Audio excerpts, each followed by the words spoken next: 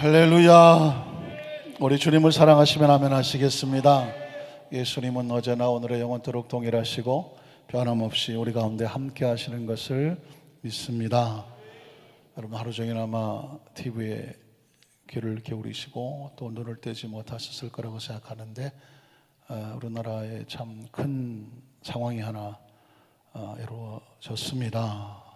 대통령이 직무를 정지하고 국무총리가 권한대행이 되는 정말 역사 속에 잘 있어서는 안 되는 그런 상황이 벌어져서 국민의 한 사람으로서 또 나라를 위해서 기도하는 우리 입장에서 볼 때는 가슴이 참 먹먹하고 아프고 힘들죠.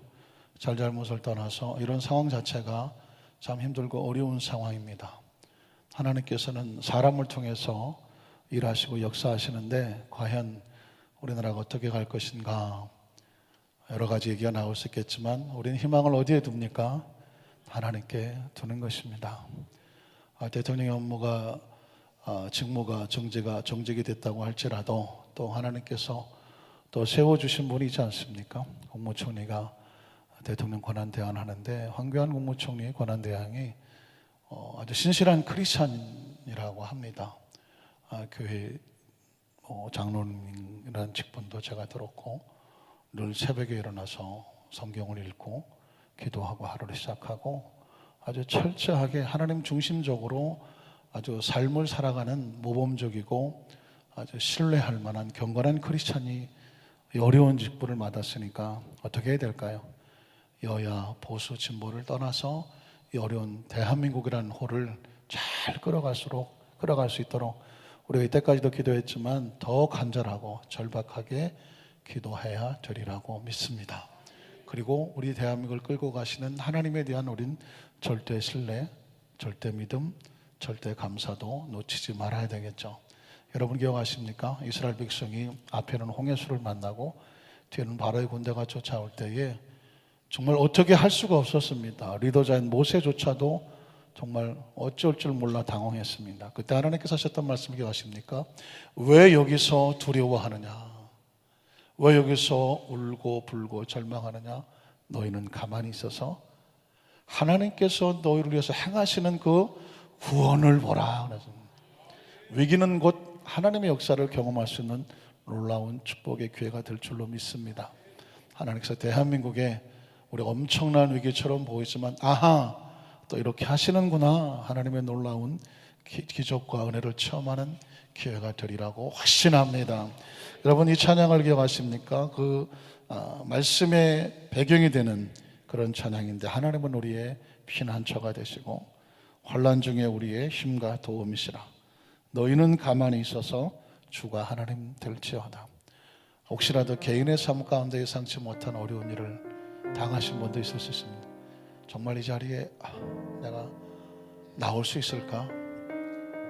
한 걸음도 뛰기 힘들 그런 지친 몸을 가지고 나와 계신 분이 분명히 있을 겁니다. 이 성전에 나와 있는데 눈물부터 나는 분이 분명히 계실 것입니다. 오늘 주님께서 말씀하십니다. 가만히 있어서 그 상황 가운데서 하나님께서 어떻게 가시는지 바라봐라. 미리 절망하지 마라. 미리 낙심하지 마라. 미리 포기하지 마라. 하나님께서 너희를 위해서 일하실 것이다. 믿으십니까? 우리 이 찬양을 부르고 함께 기도하는 시간 갖도록 하겠습니다.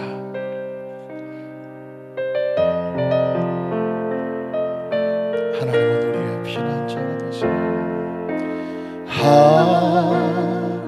하나님은 우리의 피난처가 되시며 환난 중에 우리의 힘. 우리 다시 한번 두 손을 가슴에 얹고 하나님은 우리의 하나님은 우리의 피난처가 되시며 환난 중에 우리의 힘과 도움이시라.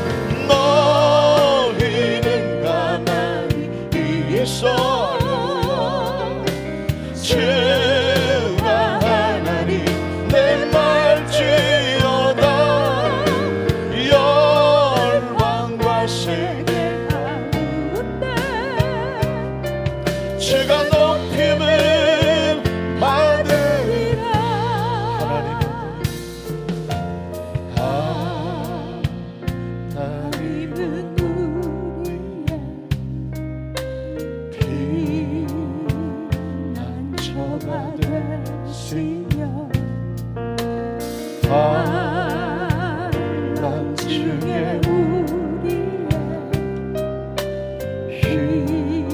우리 한번 다 같이 일어나셔서 하나님은 우리의 피난처 되심을 고백합니다.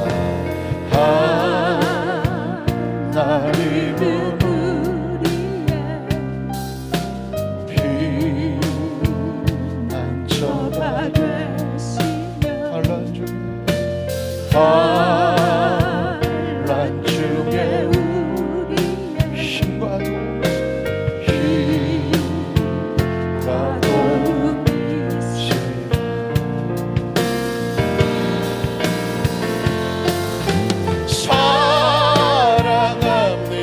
손 높이고 찬양합니다. 찬양합니다. 어려운 맘 나요 선포합니다. 예수 그리스도 주님 오심을 기다림 사랑합니다. 사랑합니다. 찬양합니다.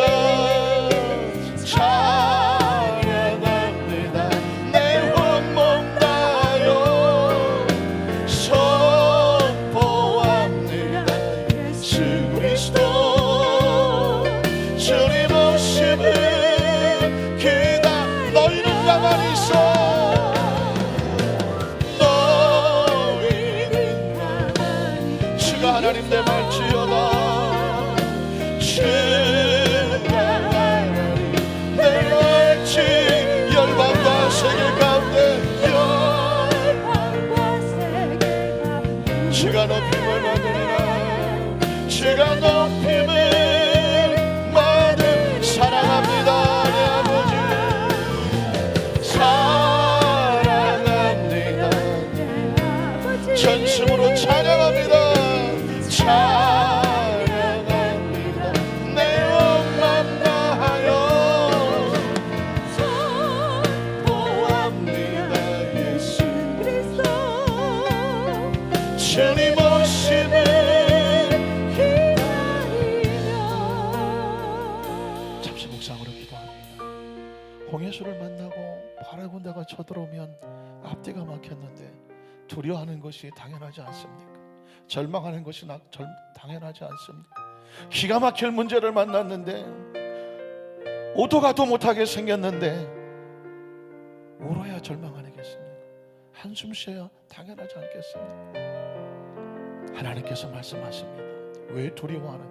왜 절망하느냐? 너희는 가만히 있어서 야훼께서 너를 향하시는 구원을 바라보라. 오늘 보니 애굽 사람을 다시는 보지 못하게 될 것이다.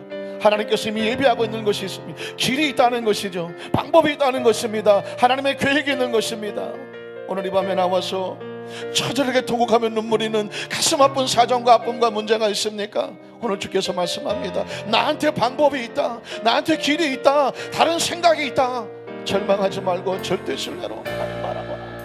주님 하나님 우리는 절대 신뢰합니다. 오늘 하는 말씀 하나님이 명령을 가시며 그러고 통성으로 기도할 때는 내 마음속에 주님이 주시는 평안과 은혜가 임하게 하여 주시옵소서. 우리 아버지 이름을 주의 이름을 세 번 부르고 통성으로 기도합니다. 주여 주여 주여.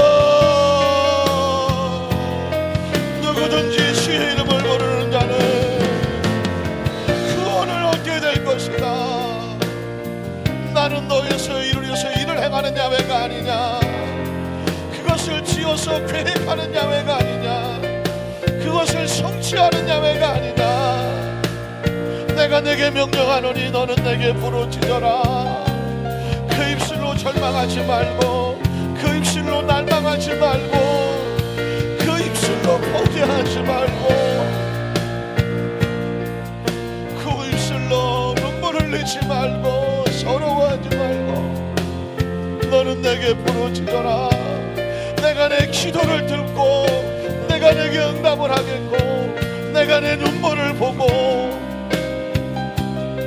그거 비밀한 일을 행할 것이니 지금 눈앞에 보이는 홍해수가 갈라져서 너희 너희 앞길 가운데 놀라운 고속도로가 열려질 것이며 원수같이 다가온 애굽의 군대가 이 홍해시에서 흔적없이 사라지게 될 것이며 하나님께서 지금 우리 가운데 가시는 아프고 힘든 문제들이 이 대한민국의 문제들이 이 나라의 여러 가지 다가오는 이 심각한 상황들이 하나님의 또 다른 계획이 있음을 하나님 또 다른 예비하심이 있음을 또 다른 작전이 있음을 대한민국 하나님께서 이 전 세계에 관심을 갖게 하고 이 시련 속에서 고난 속에서 이 홍해수 앞에서 예비된 또 다른 길을 건너가면서 온 세계에 진동하는 소문나게 하시옵소서.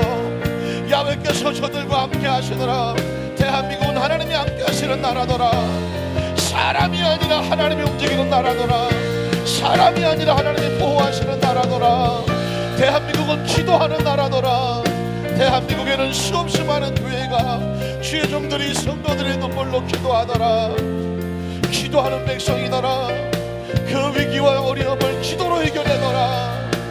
세워주신 하나님 권한된 아버지 대통령 권한 우리 안교한 우리 장로님에게 성령의 능력으로 충만하게 하여 주셔서 전혀 뜻하지 않은 상황 가운데 큰 일을 맡게 되었사오니 모세와 같이 주도력을 주시고 결단력을 주시고 온 나라 국민을 하나님 앞에서 올바로 잘 인도하게 하여 주셔서 아버지 모든 문제가 간증이 되고 아버지 모든 상황이 축복이 되고 오히려 아버지 위기가 변하여 위대한 기회가 되어지는 오늘 이 밤에 나와서 눈물로 기도하는 성도들의 문제가 더 합력하여 선을 이루고 더 놀라운 일을 행하는 축복의 기회가 될 수 있도록 기도는 만사를 변화시킵니다. 기도는 하늘의 문을 열게 합니다.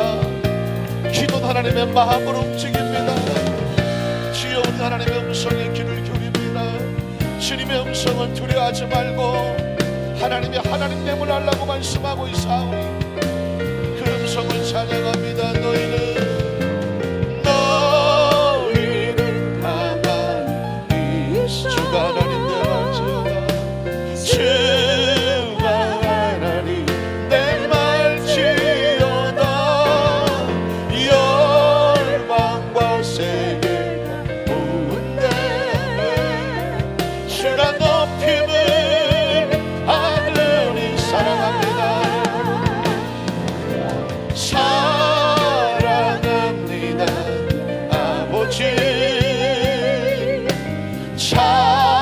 찬양합니다.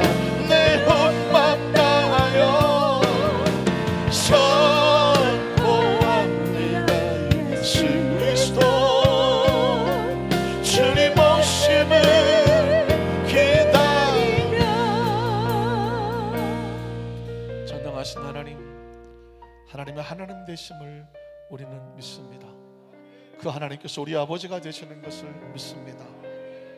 하나님 세계 역사를 하나님 이끌어 오신 그 역사는 하나님의 역사였고 대한민국의 역사는 바로 하나님의 역사였으며 우리나라를 보호하셔서 여기까지 인도하신 줄로 믿사오니 정말 온 국민이 어찌할 바를 모르는 큰 일은 이루어냈으나 또 큰 일은 벌어졌으나 그 다음에 벌어질 문제에 모든 국민들 이 나라의 운명이 달렸다고 말합니다. 하나님 이 나라를 안고 계시고 품고 계시고 이 상황 속에서도 예비하신 고속도로가 홍해수 밑바닥에 깔려 있었던 것처럼 대한민국 그 밑바닥 속에 하나님의 계획이 있는 것을 믿사오니 하나님의 기적이 나타나게 하시옵소서. 역사가 임하게 하시옵소서. 세계가 깜짝 놀랄 만한 하나님 이런 일을 행하시려고 하셨군요. 하나님의 계획이 여기 계셨군요. 하나님 이 땅에 기도하는 백성들을 기억하시고 하나님 세워주신 하나님 고난대왕에게 하나님 그 기도하는 가운데 세미한 음성을 듣고 정말 기가 막힌 하나님의 수를 두셔서 대한민국이 멋지게 위기를 탈출하고 전 세계에 전도하고 선교하고 구제해 나갈 수 있는 축복의 나라로 하나님 만들어 주시옵소서. 온 나라 국민들의 마음을 만지시고 위로하고 싸매어 주셔서 다시 회복하게 도와주시옵시고 간절히 원합니다. 하나님 교회가 일어서게 하시고 성도들 기도하게 하시고 우리 장로님과 주의 종들의 눈물로 같이 기도하여 우리가 무너진 재단을 다시 수축하고 신앙생활을 다시 한번 초대교로 돌아가서 더 모이기를 힘쓰고 더 뜨겁게 기도하고 더 성령 충만하게 하셔서 하나님께서 마음껏 이 나라 속에 역사하고 교회에서 역사하시도록 주께서 인도하여 주시옵시고, 이 안산에도 하나님 다시 한번 부흥의 역사가 나타나기를 원합니다. 성령의 역사가 나타나기를 원합니다. 기도의 불이 붙기를 원합니다. 말씀이 지배하고 통제하고 다스리기를 원합니다. 모든 범죄가 사라지기를 원합니다. 불순항이 떠나가기 원합니다. 우상 숭배가 사라지고 이단 사설이 떠나가기를 원합니다. 그리스도인들이 다시 더 기도에 힘쓰고 영적으로 회복하는 하나님 우리 안산시가 되게 도와주시고 복음화 시켜주시고 하나님 거룩한 성시화를 시켜주시옵시고, 오늘 이 밤에도 정말 죽을 것 같은 몸을 끌고 나왔지만 하나님께서 이미 응답을 주셨사오니 시원하고 통쾌하고 하나님을 기대하는 마음으로 가득 채워 주시옵소서. 예수님 이름으로 간절히 기도드리옵나이다. 아멘. 자, 우리 한번 축복하십시오. 하나님이 하십니다. 할렐루야. 우리가 기도하기 전에는 절망도 있고 아픔도 있고 눈물도 있고 한숨도 나오지만 기도하면 은혜입니다. 기도하면 기적입니다. 기도하면 길이 보입니다. 한번 따라 하실까요? 사람보다 하나님께 순종하는 것이 마땅하니라. 사람보다 하나님께 순종하는 것이 어떻다고요? 마땅하다. 주기도문으로 마칠까요? 더 이상 무슨 설명이 필요한가요? 사람보다 하나님께 순종하는 것이 마땅하니라. 여러분 혹시 면역력이라는 단어를 기억하십니까? 면역력은 생명력입니다. 왜냐하면 우리 몸이 머리부터 발끝까지 깨끗할까요? 세균 한 마리가 없을까요? 깨끗하게 씻으면 세균이 한 마리가 없어서 우리가 건강할까요? 아닙니다. 우리 몸은 생각 외로 어마어마한 세균들이 여기저기 구석구석 포진해 있습니다. 그런데 우리가 어떻게 병들지 않을 수 있을까요? 그 세균을 이겨낼 수 있는 면역력이 있기 때문에 그렇습니다. 면역력이 왕성하면 아무리 세균이 여기저기 붙어 있다고 할지라도 세균이 움직일 수가 없습니다. 세균이 자기네 능력을 드러낼 수가 없습니다. 왜 그럴까요? 더 강한 면역력이 그를 묶고 있기 때문에 그렇습니다. 심지어 암도 마찬가지죠. 암세포가 없어서 암이 안 생기는 것이 아닙니다.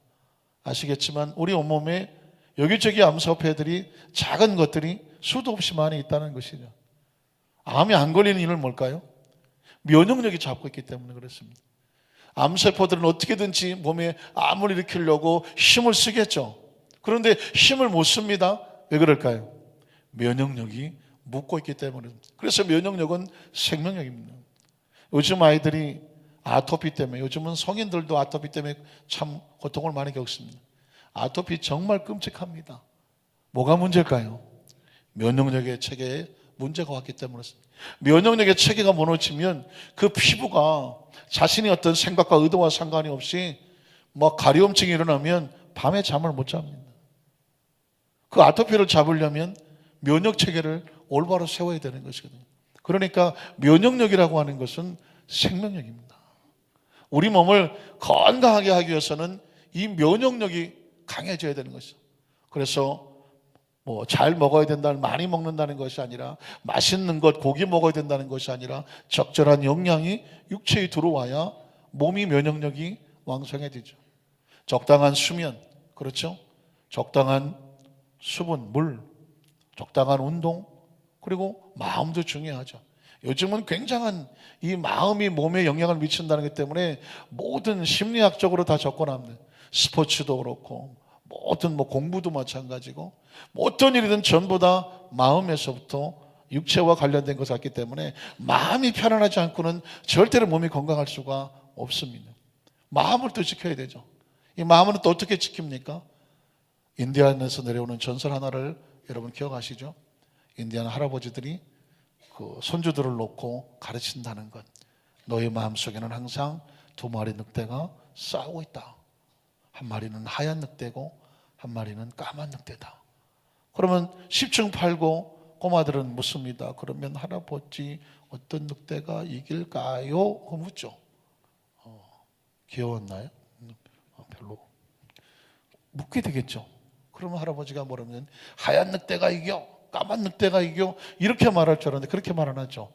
네가 어떤 늑대에게 더 많은 먹이를 주느냐에 따라서 그 늑대가 이긴다라고 말합니다. 먹이를 준다는 게 뭘까요? 하얀 늑대는 희망을 말하는 것이죠. 까만 늑대는 절망을 말하는 것입니다. 그러니까 어떤 늑대가 이길까요? 마음속에 희망과 용기와 그런 마음속에 긍정적이고 그 희망에 대한 마음을 끊임없이 마음을 불어넣어 주어야 그 하얀 늑대가 힘이 세서 까만 늑대의 절망을 물리치고 마음을 희망으로 채운다는 것입니다. 그런데 아무리 하얀 늑대가 이기고 싶어도 까만 늑대의 절망과 좌절과 원망과 불평과 되는 것도 없고 그냥 뭔가 부정적이고 이런 파괴적이고 이런 것들로 가득 채워놓으면 그만 희망이라는 늑대는 힘이 없고 절망의 늑대가 커지면 마음은 누가 이길까요? 절망의 늑대가 이긴다는 거예요.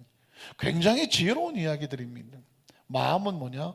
우리가 마음속에 무엇을 자꾸 갖다가 집어 넣느냐에 따라서 그게 내 마음을 지배하게 되는 것이죠. 그래서 여러분 잠언 4장 20절 23절 기억하지 않습니까? 무릇 지킬 만한 것보다 더욱더 뭘 지켜라? 마음을 지켜야 돼. 왜 마음을 지킬까요? 무엇이 거기서 나와요? 생명의 근원이 마음에서 나온다고 그랬습니다. 육체가 살아야 사는 줄 알았더니 마음이 살아야 육체도 사는 것이죠. 그러니까 이 생명이라고 하는 것은 가만히 있으면 사라지는 것이 아니라 지켜야 되는 거예요. 건강하게 지켜야 되는 것입니다. 몸도 지켜야 되는 것처럼 마음도 지켜야 되는 것이죠. 가장 강력한 마음을 지키는 것은 바로 감사죠.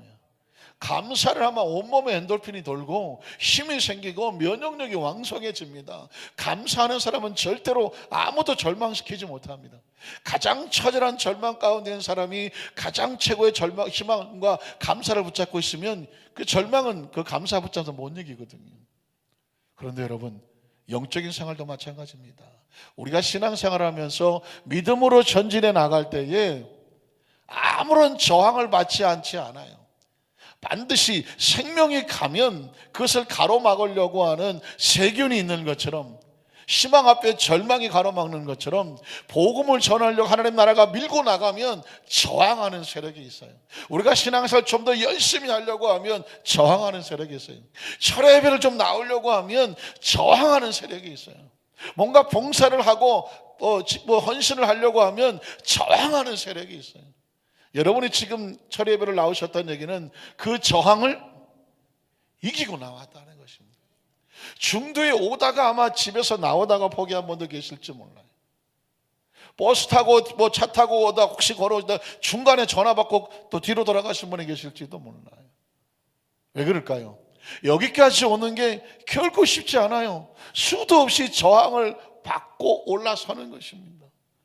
성경에 보면 초대교회의 성도들이 또 사도들이 복음을 전하고 할 때 그냥 탄탄대도로 열려지지가 않았습니다. 끊임없이 그들을 가로막았습니다. 참 아이러니컬 신기하고 역설적이지 않습니까? 사도행전 2장에 성령의 세례가 임하고 불같은 역사가 나타나고 방언을 말하고 막 베드로가 안진병이를 일으키고 무엇이 그들을 가로막겠습니까? 모이면 기도하고 흩어지면 막 표적 역사가 나타나는데 하루에 3,000명, 5,000명 막 부흥의 역사가 나타나는데 무엇이 그들을 가로막겠습니까? 놀라운 것은 그런 역사가 강력할수록 가로막는 세력들이 있어서 마치 살아가려고 움직이니까 방해하는 세력들이 있더라는 것입니다. 여러분 사도행전 5장 17절로 18절에 보면 바로 그런 내용을 담고 있습니다. 대제사장과 그와 함께 있는 사람 즉 사두개인의 당파가 다 마음의 시기가 가득하여 일어나서 무슨 짓을 했을까요? 사도들을 잡아다가 어디에 놓습니까? 감옥에 가다 놓습니다. 사도들이 뭘 했습니까? 그리스도의 부활을 증거하고 성령의 역사에 따라서 수많은 표적의 역사가 나타나고 믿는 자가 더 날로 부흥되고 교회가 탄생했습니다. 그런데 당시 대제사장 유대인들이죠. 사두개인들이라고 하는 사람 종교 지도자들입니다. 이들이 모여서 덜커덕 사도를 잡아다가 어디다 집어넣느냐? 감옥에다가 가뒀습니다. 왜 가뒀을까요? 그들이 전하는 복음을 전하지 못하도록. 여러분 이 복음을 전하고 하나님의 일을 하려고 할 때 그것을 가로막는 세력이 있는 것을 오늘 조금 아까 본문에 보여주고 있는 것입니다. 우린 여기서 굉장히 중요한 사실을 깨닫게 되는데, 내가 하나님 일을 하려고 하면 반드시 방해 세력이 있다는 사실을 아셔야 돼요. 우리가 만약에 아까 말씀드렸지만 주님의 일을 하려고 할 때에 주님의 일을 하는 사람은 그 방해 세력을 이기고 나간 사람이에요. 그 방해 세력을 이기지 못하면 어떻게 되느냐? 중도에 포기하게 되는 것입니다. 제가 지금 지나온 사역을 하면서 지나온 세월을 가만히 돌이켜보면 정말 아찔했던 순간이 있습니다. 그건 뭐냐면 교회 학교 교사를 시작한 지 한 3개월 만에 배고파서 못하겠다. 배고파서 못하겠더라고요. 20대였었거든요. 제가 살던 집이 의정부였어요. 한 4시 반이면 나와야 돼요. 그것도 버스 탄 데까지 걸어 나와야 돼요. 한 30분 걸어 나와야 돼요. 의정부 쪽에 아시는 분이겠지만 13번, 12번 대원역에서 종점이 있습니다. 종점까지 걸어가는 거예요. 차가 없으니까.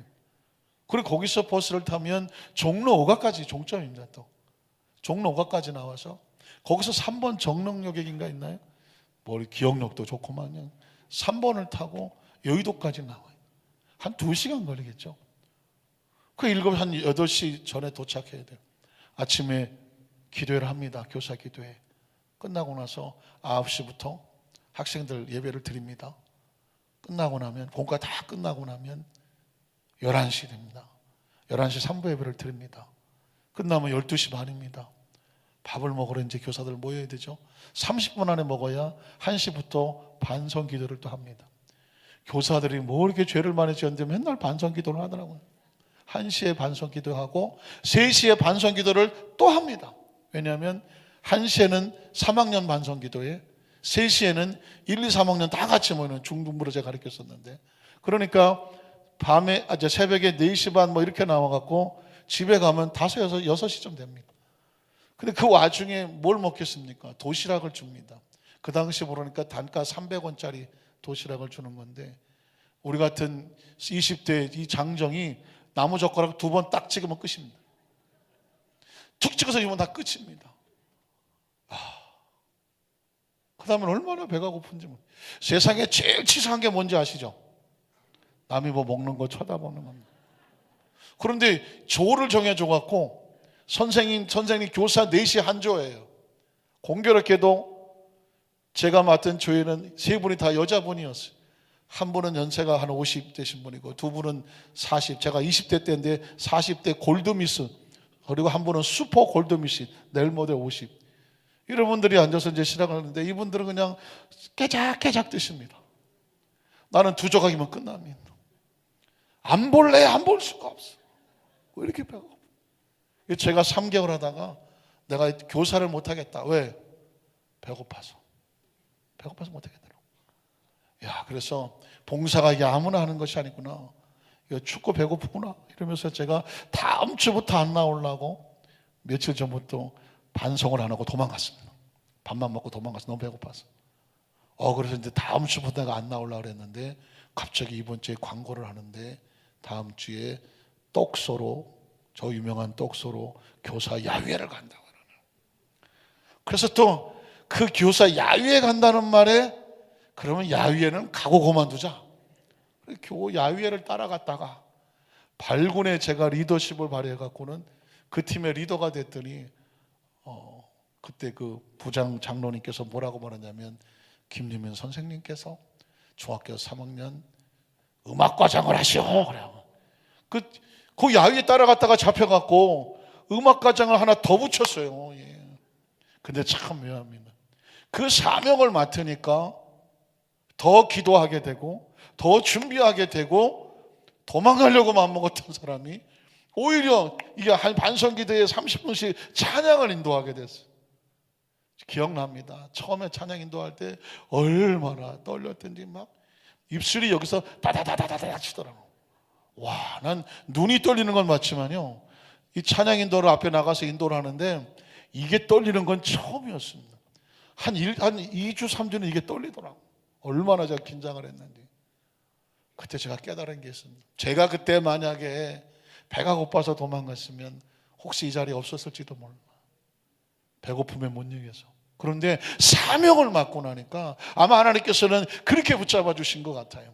사명을 맞았더니 오히려 더 열심히 일 하게 되고, 그때 이후로부터 계속 제가 찬양 인도를 3학년 아니면 또 전체 모였을 때, 여의도 목교에서 그 중등부애들 한 5,000명씩 됐을 때요, 기도원에 학교 수련을 하면요 1시간씩 찬양을 해요. 찬양이 넌스톱이에요.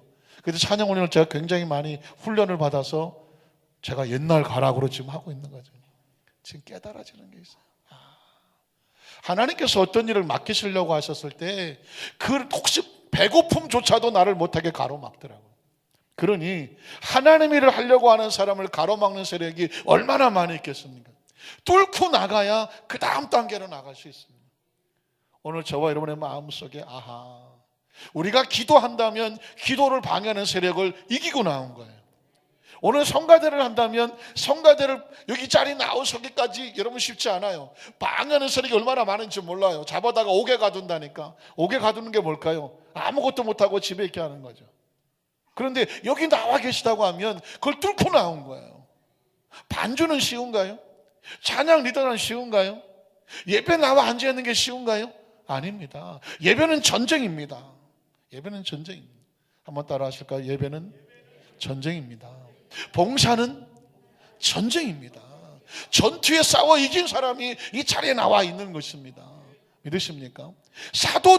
사도가 누굽니까? 예수님의 직접 제자들 아닙니까? 사도들이 나가서 복음을 전하는데 불구하고 사도들을 잡아다가 옥에 가둡니다. 뭘까요? 하나님의 일을 하지 말라는 것입니다. 방해 세력이 사도들도 당했습니다.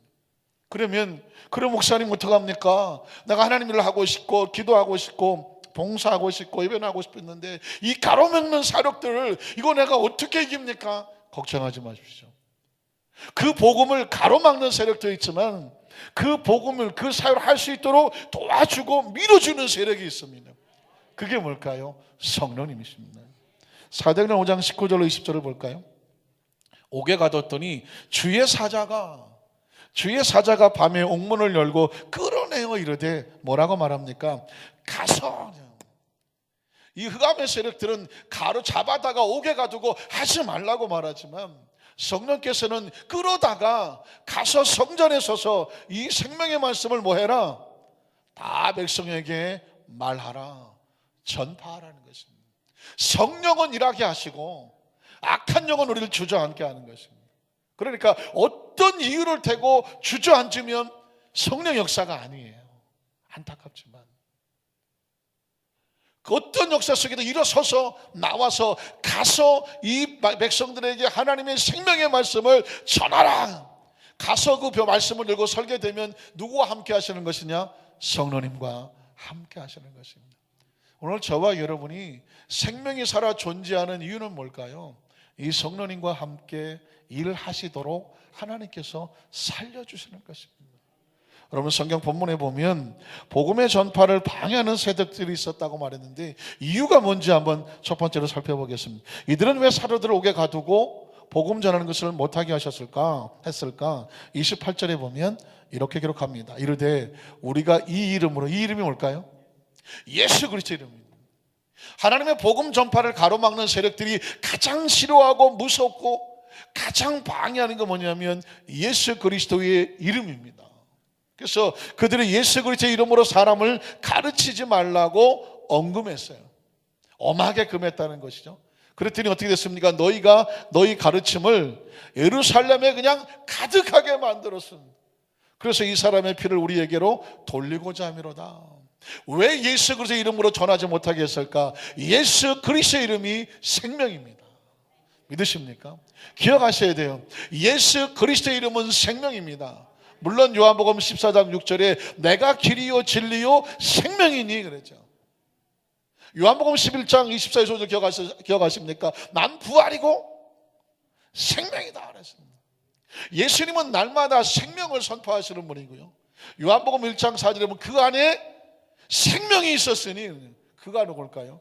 말씀이신 예수 그리스도. 그래서 예수 그리스도의 이름은 생명입니다. 생명이 전파되는 걸 가로막는 것이 바로 사탄의 일이죠. 왜 예수 이름으로 전하는 것을 막았을까요? 예수 이름의 권세에는 귀신을 쫓아냅니다. 너희가 내 이름으로 귀신을 쫓아내고, 예수 이름으로 귀신이 떨어져 나갑니다. 예수 이름으로 마귀가 놀라서 도망갑니다. 그러니까 예수 이름이 전파되는 것을 마귀가 원하겠습니까? 싫어하겠습니까? 싫어하죠. 그래서 우리는 자꾸만 예수 이름을 불러야 돼요. 주님의 이름을 불러야 돼요. 주의 이름을 부르는 자는 구원을 얻으리라. 예수님 찬양, 예수님 권세, 예수 이름이 자꾸 선포가 되게 해야 됩니다. 사실상 우리에겐 힘이 없어요. 예수님의 이름이 힘이 있습니다. 권세가 있습니다. 예수 이름이 선포되는 곳에 죄사함이 있습니다. 기억하십니까? 마태복음 1장 21절에 뭐라고 말합니까? 예수의 이름의 뜻이 뭐예요? 자기 백성을 저희 죄에서 건져낼 것입니다. 구원할 자는 죄를 용서하실 거라고 말했습니다. 아까 우리 성가대가 찬양하는데 마지막에 용서하더라고요. 용서도 뿌리가 있어요. 아무나 용서되지 않아요. 용서는 예수 그리스도가 용서의 뿌리입니다. 그 십자가에서 용서를 다 쏟아주는 거예요. 그 용서로 말미암아 저와 여러분이 용서받았습니다. 그 용서를 받은 사람이 뭐 할까요? 용서할 수 있습니다. 용서를 받지 않은 사람은 절대로 용서가 안 돼요. 아무나한테 용서하라고 하지 마세요. 왜? 용서받은 줄 모르는 사람은 용서할 줄 몰라요. 그 사람이 용서를 받았냐 안 받았냐 어떻게 할 수 있을까요? 그 사람이 용서할 줄 알면 그 사람은 용서를 받은 사람이에요. 그런데 도무지 용서할 줄을 몰라요. 그 사람에게는 예수 그리스도의 용서가 없는 사람이에요. 그 사람에게 용서하라고 아무리 얘기해도 용서가 없는데 용서가 안 되죠. 우리가 예수를 믿었다면 그리스도의 용서 속에 들어온 사람들입니다. 믿으십니까? 그러면 내 안에서 뭐가 있어야 될까요? 용서가 있어야 되는 거죠. 그러니까 용서는 해도 좋고 안 해도 좋은 것이 아니라 목숨 걸고 내가 용서받은 증거로 반드시 해야 되는 것이 용서예요. 알아요. 얼마나 힘들고 어려운 것인지. 예수님이 용서를 위해 십자가에 올라가서 피를 쏟아내는 고통을 겪으면서 용서를 쏟아주는 거거든요. 용서는 결코 쉽지 않아요. 그러나 예수 그리스도 이름에는 용서가 있습니다. 그리고 예수 이름 속엔 뭐가 있을까요? 천국이 있어요.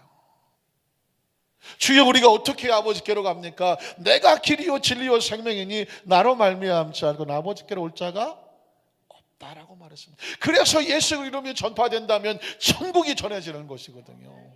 그 이름이 전파되는 것을 마귀가 좋아할 리가 없어요. 마귀는 어디를 끌고 가야 돼요? 지옥으로 끌고 가야 되죠. 그런데 예수님은 천국으로 인도하시거든요. 그러니 이 바리새인들과 서기관들은 어떻게든지 예수를 그 이름이 전파되는 것을 아주 미워하고 엄히 금했다라고 말하고 있습니다. 그러면서 이 사람들이 왜 방해를 했느냐? 아까 28절 끝에 보면 이 사람의 피를 우리에게 돌리고자 합니다 라는 말을 하게 됩니다. 사실상 예수님의 피를 누가 흘렸나요? 바리새인과 서기관들이 그를 재판에 옮겨서 예수님을 십자가에 못 박았거든요. 자기들이 피를 흘리게 해놓고 마치 나는 안 그런 것처럼 그 피를 우리에게 돌리려고 하느냐라고 말합니다. 참 조심스러운 얘기지만 서기관과 바리새인들이 왜 예수 그리스도의 복음이 증거되는 것을 방해하고 또 사도들이 성령의 충만함 받아서 예수 이름을 전하는 것을 방해했느냐? 그 첫 번째 이유는 뭐냐면 사람들이 예수 이름으로 딱 몰려드는 것을 사두개인과 바리새인들은 싫어했어요.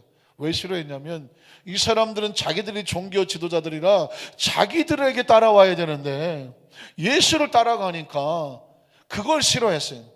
참 무섭습니다. 하나님의 나라로 인도를 하는 것이 구원의 길이거든요.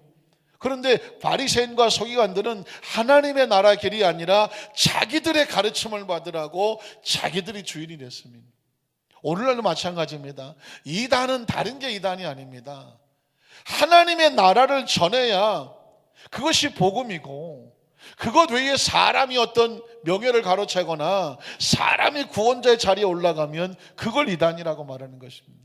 또 하나 뭐냐면 바리새인과 서기관들은 사람들에게 율법의 행위를 요구했습니다. 율법의 행위, 계명을 다 지켜야지 계명 못 지키는 것들은 절대로 하늘나라 못 간다. 라고 하면서 자기들은 계명을 다 지키는 것처럼 하고, 계명을 지키지 못한 사람들은 매일 정죄하고 손가락질하고 돌 던지고 사람들을 죄 속에 가둬뒀습니다. 사실 저와 여러분 가운데 죄에서 자유할 자가 누가 있습니까? 하나님의 은혜가 아니면 우리가 십계명을 어떻게 다 지키고 삽니까? 그 중에 하나라도 마음속에 생각을 잘못 먹으면 그 죄에 부딪혀서 죄인이 될 수밖에 없는데, 우리가 어떻게 배운 지식으로, 우리의 IQ로, 우리의 똑똑한 재능으로 죄를 이겨낼 수 있겠습니까? 죄는 용서를 해 주셔야 죄에서 용서받을 수가 있습니다. 근데 서기관과 바리새인들은 어떻게 인도했냐면 행위로 천국 가는 것처럼 인도했습니다. 근데 여러분 아시는 것처럼 예수님은 어떻게 구원을 말씀하셨습니까? 누구든지 주 이름을 부르는 자는 구원을 받는다고 말했습니다. 예수님은 사랑과 용서와 긍휼로 구원의 길을 열어주셨습니다. 인자는 의인을 부르러 온 것이 아니라 죄인을 부르러 왔다고 말씀했습니다. 그래서 저와 여러분이 예수 이름으로 구원을 얻을 수 있는 길을 얻었고 구원을 받은 줄로 믿습니다. 예수님을 구주로 믿으시면 아멘 하시기를 바랍니다. 확신하십니까? 우린 예수 그리스도는 우리에게 율법과 행위를 요구하는 것이 아니라 예수를 구주로 믿고 죄를 자복하고 용서받고 그 은혜로 하나님의 자녀가 되는, 이것을 복음이라고 말하고, 그 복음을 받았으니 너희도 서로 은혜를 베풀고 살아라. 이게 바로 하나님의 나라가 확장해 나가는 것입니다. 그 중에 또 하나는 뭐냐면, 바리새인과 서기관들은 세리나 창녀나 무슨 이런 문둥병자나 이런 율법적으로 부정한 사람들이 구원을 받는다고 말하니까 그게 싫었습니다. 어떻게 저런 것들하고 나하고 똑같이 취급받고 천국 가느냐라고 사람 사이에 차별을 뒀습니다. 그리고 더더구나 백부장과 같은, 쓸어버리기 여인과 같은 이방인들에게도 구원이 열린다고 말하니까 바리새인과 서기관들은 펄펄 뛴 것입니다. 아브라함의 자손만 구원받지 어떻게 저 이방인들, 개 같은 민족, 저 사마리아 사람도 구원받으면 안 된다고 하는 사람들이 유대인들이었습니다. 그래서 하나님께서는 그 구원의 촛대를 유대인에서 옮겨버린 것입니다. 지금 전 세계 복음이 전파돼도 가장 복음이 전파되지 않은 것이 바로 이스라엘입니다. 왜냐하면 이스라엘은 아직도 그런 율법적인 사고를 가지고 예수를 믿지 않기 때문에 그렇습니다. 그러니까 이처럼 이런 사고를, 복음이 아닌 예수에 대해서 적대하는 사람들은 예수 이름이 증거되는 것을 방해하고 있습니다. 만에 하나 이 사두개인과 바리새인들의 가르침이 이 지구상에 있었다고 하면 어느 사람도 죄송하지만 하나님의 나라 갈 사람은 없는 것입니다. 왜냐하면 예수 그리스도만 길이고 진리고 생명인 줄로 믿습니다. 자, 그렇다고 한다면 이제 한 가지 더 말씀을 나눌 것은 뭐냐, 복음 전파 이렇게 방해 세력에 가고 감옥에 가두고 했었을 때 그 사도들이 그럼에도 불구하고 나가서 담대하게 복음을 전해야 될 이유, 그게 뭘까요? 오늘 저와 여러분의 끊임없이 영적으로 방해하는 세력이 있음에도 불구하고 우리가 이 자리에 나오는 이유, 봉사하는 이유, 예배하는 이유, 기도하는 이유, 믿음으로 살아야 되는 이유 뭘까요? 몇 가지 이유가 있는데 29절에 보니까 이렇게 말하고 있습니다. 베드로와 사도들이 대답하여 이르되 사람보다 하나님께 순종하는 것이 마땅하다는 것입니다. 오늘 저와 여러분에게 세상이 아무리 우리를 유혹하고 아무리 핍박을 하고 아무리 방해 세력이 있어도 반드시 기억하십시오. 지금 이 상황 속에서 내가 사람의 말을 들을 것이냐, 하나님의 말씀에 순종할 것이냐. 어디에 순종해야 되나요? 하나님의 말씀에 순종하는 것입니다. 세상에 여러 가지 말들이 있을 수 있어. 어떤 사람은 나에게 사람의 말로 함정을 팔 수도 있고, 어떤 사람은 윽박지를 수도 있고, 어떤 사람은 실망시킬 수도 있고, 어떤 사람은 마음에 상처를 줄 수도 있습니다. 어떤 사람은 시험에 들게 할 수도 있습니다. 그럼 어떻게 될까요? 하나님이 뭐고 다 때려치고 싶을 때가 한두 번이 아니에요. 저같이 배고프다고 봉사를 그만두려는 사람도 있는 반에 말해 못해. 얼마나 봉사 그만두고, 얼마나 신앙생활 그만두고, 얼마나 기도하는 거 그만두고, 얼마나 전도하는 거 봉사하는 거 그만두고 포기할 이유가 수도 많아요. 얼마나 많은지 몰라요. 그럴 때 그 말에 넘어가면 다 나자빠지는 거예요. 그때 기억할 것은 뭐냐면, 내가 지금 사람 때문에 넘어질 것이 아니라 하나님 보고 믿어야 되겠다. 사람 보고 봉사 그만둘 것이 아니라 하나님 보고 봉사하는 것이다. 내가 지금 왜 기도를 합니까? 사람 보고 기도하는 거 아니거든요. 하나님을 향해서 기도하는 거거든요. 예배를 내가 왜 나옵니까? 사람 때문에 예배 나오나요? 아니에요. 하나님 때문에 예배 나오는 것입니다. 여러분 만에 봉사를 한다 마찬가지고 전도도 마찬가지입니다. 누가 전도하라고 해서 전도하는 게 아니에요. 누가 전도를 못하게 하니까 이 덕분에 하지 말자 안 하는 게 아닙니다. 전도를 하나님께서 원하시기 때문에 순종하는 거예요. 전도는 명령이기 때문에 순종하는 것입니다. 믿으십니까? 교구장이 또 목사님이 또는 장로님이 전도하라고 명령해서 전도하는 것이 아니라 사람보다 하나님께 순종하는 것이 마땅한 것입니다. 믿으십니까? 그러니까 그런 차원으로 봉사를 하셔야 시험에 들지 않아요. 그런 차원의 예배에 나오셔야 예배에 들락날락하지를 않으셔요. 그런 차원으로 11조를 드려야 물질의 시험에 들었다 안 들었다 하지를 않아요. 크리스찬들은 초대교회 사도들도 마찬가지였습니다. 어마어마한 세력들이 잡아다가 감옥에 집어넣을 정도였어요. 사람 바라보면 못합니다. 감옥에 들어가는데 어떻게 전도를 합니까?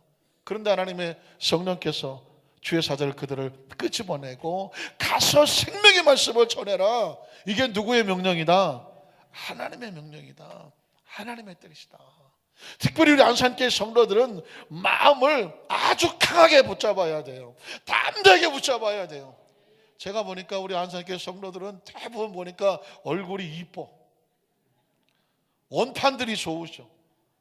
거기다가 마음이 여려. 너무 착해. 너무 착하니까 뭐 하게 되냐면 누가 조금만 뭐라고 그러면 그냥 그 말에 흔들리기가 조금 쉬워. 그래서 여러분, 우리 안산교회 성도는 어떻게 되냐면 얼굴도 이쁘고 잘생기고 마음도 여리고 순하고 좋은데 강해야 돼. 무엇으로? 하나님의 말씀으로 강해야 돼. 누가 뭐라고 하더라도 흔들리지 않아야 돼요. 선하고 착하고 좋은 거예요. 동정심도 많고 이해심도 많고 누가 뭐 하자 그러면 거절 못하고 같이 가지고 손해보고 다 좋아요. 그러나 뭐는 파업하면 안 되냐? 하나님의 말씀에 마땅한 것에 의해서 흔들리면 안 돼요. 그 상황 속에서 내가 사람의 말보다는 하나님 말씀에 순종하는 것이 마땅하다 해서 모든 기준을 하나님의 원하심에 두십시오. 그래야 이 상황 속에서 내가 흔들릴 것이냐 말 것이냐 고민할 이유가 없습니다. 또한 우리가 왜 하나님 일을 계속해야 되느냐? 30절에 보면 너희가 나무에 달아 죽인 예수를 우리 조상의 하나님이 살리시고 그랬습니다. 하나님의 예수를 살리셨어요. 이 얘기는 뭐냐? 하나님이 원하시고 하나님이 이 일을 전하기를 원하시는 것입니다. 하나님의 예수를 살리셨다. 이유가 뭘까요? 너희가 이 부활의 예수를 증거하라는 것입니다.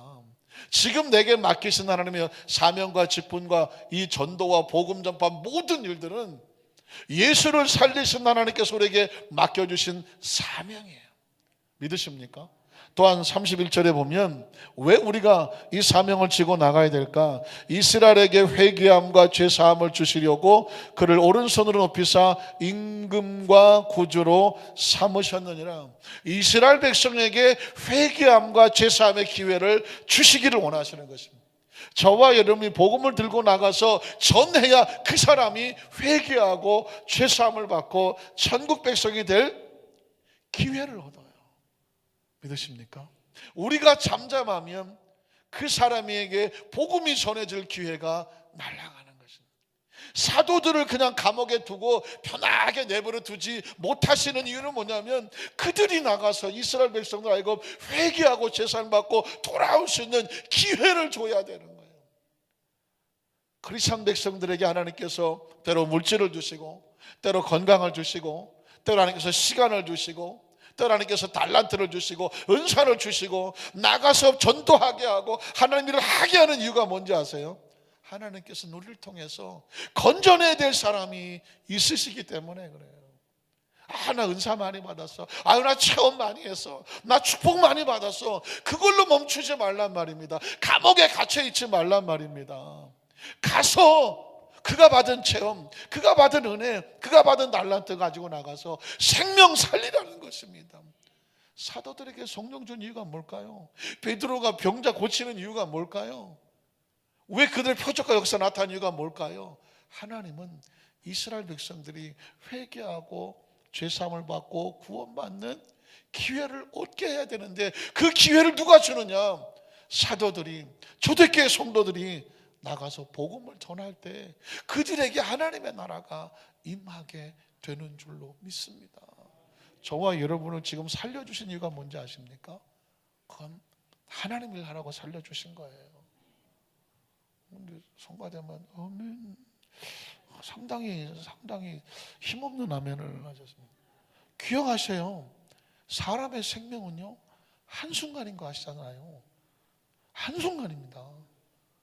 전 죽음을 경험해 봐서 알아요. 참 아주 조심스러운 말이지만 제 개인적인 체험으로는 아주 잠시 죽었던 것 같아요. 왜냐면 40대 후반 중반이에요. 미국에 선교사 할 때 갑자기 의자에 앉다 하는데 팍 하고 나가 떨어졌어요. 사실은 팍 하고 나가 떨어진 의식이 없어요. 그때 내가 얼마 만에 깨어났는지 몰라요. 깨어나서 보니까 이 얼굴이 그냥 바닥을 쳤더라고요. 여기가 까지고 여기가 까졌더라고요. 다행히 바닥이 카페트였어요. 미국 집이니까. 이게 만약에 콘크리트 바닥이었으면 앞면이 막 어디가 나갔을지도 모르겠어요. 그냥 나가 떨어졌으니까. 생각해 보십시오. 사람이 퍽 하고 나가 떨어지면 머리가 무겁잖아요. 그럼 머리가 빵바닥에 치는 거거든요. 얼마 만에 깼는지 몰라요. 깨보니까 여기가 어디지? 전 그때 여기가 천국인가 이랬습니다. 내가 죽었나? 왜냐하면 깼는데 의식이 없어요. 여기 어딘지를 모르겠어요. 그래서 눈을 떠보아서 의식이 돌아오니까 여기가 아프고 여기가 아파요. 일어나서 이렇게 보니까 내가 의자에 앉다가 빵 앞으로 꼬꾸라졌어. 그런데 아무 기억이 없어요. 넘어진 기억하고 일어난 기억밖에 없어요.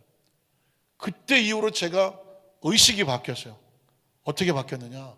사람은 이렇게 죽는구나. 자동차 사고는요 0.2초예요. 꽝이에요. 제가 자동차 사고를 나봤더니 운전면허 따고 3개월 만에 그냥 핸들 좀 이렇게 좀 자유롭게 할 때 그냥 앞차가 급브레이크 받는 바람에 뒤에서 받고 앞에서 받고 꽝꽝 했었어요. 그때 보니까 못 피하겠더라고요. 꽝이에요. 자동차 사고는 미리 준비하지 않으면 꽝이야. 0.2초. 만약 0.3초만 되면 피해요. 하면 빠져요. 혹시 경험해 보셨습니까? 하면 빠져나갈 수 있어요. 그런데 하면 그냥 끝이에요. 꽝 하고 부딪히는 거예요. 그런데 사람이 죽을 때는 0.2초도 없어요. 0.001초도 없어요. 의식이 없어요. 빵 하고 나가요. 그래서 제가 그 다음부터 사람이 달라졌어요. 강단에 서서 설교를 할 때 언제 갈지는 모르겠더라고요. 혹시 그런 얘기 했나요? 40대의 제 기억은 내가 50을 넘길 수 있을까? 저는 50을 못 넘길 줄 알았어요. 왜? 그렇게 한번 넘어가 보면 사람이 아무것도 아니라는 사실을 알게 되면 50이 자신이 없더라고요. 그때 전 60 넘은 사람을 인생 최고의 존경하신다고 그래요. 존경했습니다. 어떻게 60을 넘길 수 있었을까? 우리 아까 은퇴 장로님하고 시작했는데 보니까 80도 넘으셨다고 그러고 8학년. 저한테는 어마어마한 기적입니다. 80도 넘기시는구나. 물론 90 넘기신 분도 계세요. 그런데 중요한 건 뭐냐면 한순간의 생명이 젊은 나이에도 툭 나갈 수 있다는 사실을 알게 되면 생명은 아무것도 아니에요. 그럼 뭘까요? 지금 살아있는 이유를 알아야 돼요. 지금 살려주시는 이유를 알아야 돼요. 그 이유는 뭐냐면 하나님의 기쁨이 되는 거예요. 하나님의 자랑이 되는 것이고 사람이 아닌 하나님 앞에 순종하는 그 삶을 살아야 그게 진정 중요한 삶이 되는 거예요. 그래서 저는 강단에 서면서 절박하고 절실하다고 말했어요. 찬양을 불러도 절박하고 기도를 해도 절박해요. 말씀을 증거해도 절박해요. 왜? 한번 넘어가 봤기 때문에 알아요. 사랑하는 성도 여러분, 어떻습니까? 오늘 사도들을 감옥에 가뒀다가 그들을 내보는 어마어마한 기적을 행하게 하셨습니다. 항상 할 수 없는 기적입니다. 감옥에 있는데 주의 사자가 끄집어다가 길에다 세워요. 기적이 중요한 게 아니에요. 그렇게 해서라도 하나님께서는 생명의 말씀을 전하게 증거해서 저들을 살려라. 이게 누구의 마음이에요? 하나님. 누구의 명령이에요? 하나님의 명령이에요. 기적은 지금 우리가 지금 이렇게 숨 쉬는 게 기적이에요.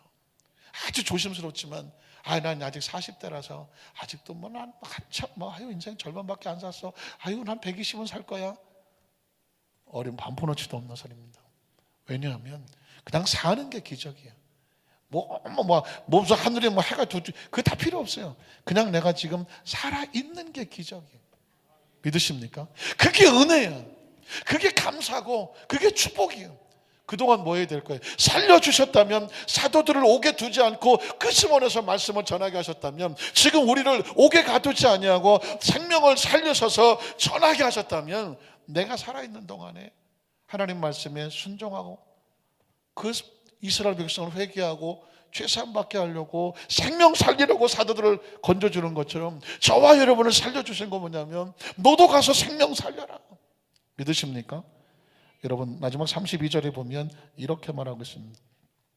우리는 이 일의 증인이다. 사도들은 자기들이 왜 성령을 받았는지, 그들이 왜 그 감옥에선 기적으로 나오게 됐는지 이유를 알았습니다. 우리가 지금 이 자리에 서 있는 것은 예수 그리스도의 복음의 증인이다 라고 말했습니다. 저와 여러분의 삶의 희망, 삶의 목적, 내 존재의 목적은 뭘까요? 그리스도의 증인입니다. 그리고 하나님이 자기에게 순종하는 사람들에 주신 성령도 그러하니라. 놀라운 일입니다. 성령은 누구에게 주시냐고요? 하나님이 자기에게 순종하는 사람들에게 무엇을 주시더라? 성령을 주시는 것입니다. 성령은 그냥 주는 게 아니에요. 하나님이 자기에게 순종하는 사람들에게 성령을 주시더라. 그 성령을 받아서 뭐 하냐면 사람이 아닌 하나님 말씀에 순종하면서 하나님의 일을 하게 하시는 것입니다. 말씀을 정리하기 원합니다. 이 말씀이 얼마나 큰 놀라운 일인지 아십니까? 성령을 받기 전에는요, 우리 힘으로 전도했어요. 우리 힘으로 예수 믿었어요. 우리 힘으로 성경을 막 읽어갖고 말씀을 깨달으려고 했어요. 우리 힘으로 막 오리 써갖고 막 성경을 연구해서 그 속에서 막 진리를 발견하려고 했어요. 어림도 없는 소리예요. 왜냐하면 하나님의 나라 일은 4차원적인 역사예요. 인간의 힘으로 되는 거 아니에요. 하나님의 성령을 주셔야 되는 거예요. 성령이 와야 말씀이 깨달아지고, 성령이 와야 말씀의 비밀을 발견하게 되고, 성령이 와야 나를 움직여서 기도하게 하고요. 성령이 와야 나가서 말씀을 전하면 능력의 역사가 나타나고요. 성령과 함께 동행하여 잃어버린 영혼을 찾아서 구원의 역사가 나타나는 것입니다. 그래서 초대교회를 성령교회라고 말하고 사도행전을 성령행전이라고 말하는 것은 뭐냐면 성령의 주인공이기 때문에 그렇습니다. 오늘 차례에 나오신 모든 분들에게 성령께서 주인이 되셔서 오늘 말씀을 가슴에 끌어안고 사람이 아닌, 심지어 내 감정과 기분과 상황이 아닌 하나님의 말씀에 순종하는 것이 마땅하다고 했으니 우리 마땅한 성도들 되시기를 주님의 이름으로 축복합니다.